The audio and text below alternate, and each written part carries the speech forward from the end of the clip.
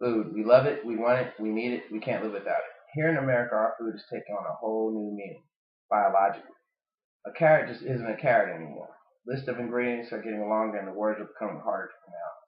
Purchasing an apple the size of an adult fist sounds good, seems like the best choice. If one considered the chemicals and scientific effort it took to create such larger crops, they would question that supersized apple in the grocery store. The culprit are GMOs. According to Co-op Stronger Together, GMOs are a plant or animal that has been genetically altered by scientists to improve its ability to grow in non-native environments, resist pests, tolerate extreme weather conditions, produce more food like milk and cows, or show other desired traits by mixing plant, animal, and bacterial DNA. We all have to eat. There's no getting around that. Being a single parent, I'm becoming more aware of what I give my children. Food is no longer food, but a science project of sorts. It is my responsibility to make sure my children are being fed not only nutritional, but safe meals as well. Even something quick and easy could have a greater effect on my family than sodium, carb, and calorie counts. The tricky part of all this is that GMOs are showing up in foods that would otherwise be deemed safe and good for my family. The first genetically altered crops were corn, soybeans, and cotton.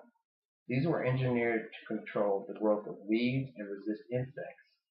Soy and corn are two of the most common ingredients in processed food. This causes genetically modified ingredients to appear more and more in products we buy on a regular basis. Meats are also contaminated due to the GMO contaminated feed given to livestock. The most common use of genetic engineering technology in agriculture is to create herbicide-resistant plants. This allows farmers to use more chemicals without killing crops. When one chemical stops working, another is used until it stops working, and then another. Due to the rise in herbicides, there are approximately 15 different herbicide-resistant weeds in the United States. This has also produced what is being dubbed as superbugs that can only be killed by stronger pesticides. The U.S. government has approved GMOs based on studies by the same corporations that created them and profit from their use, as well as the sale to farmers and producers.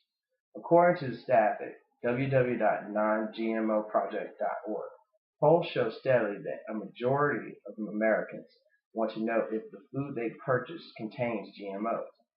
Influential biotech lobbyists have succeeded in keeping this information from the public. Consumers are wary of GMOs due to the fact that the process of creating GMOs is highly unstable and unpredictable, as well as how no one really knows the effects GMOs could have long term. These foods are for the most part untested. It is assumed that because the original was safe, the genetically altered version will be safe as well. This is the equivalent of thinking just because you have one child that is responsible, makes good decisions, and grades, the next child you have will be the same way. If you're a parent of multiple children, you know this is rarely the case. To avoid GMOs, one thing to look for is the USDA certified organic seal. USDA prohibits the use of GMOs in organic agriculture production. Also, as a shopper, ask questions about where food comes from and how it is made. Whether you are a parent or not, you have the right to and should know what is being done to your food. I still love food. I don't want an apple a day to kill me when it's supposed to keep the doctor away. Ultimately, I just want to know what I'm eating.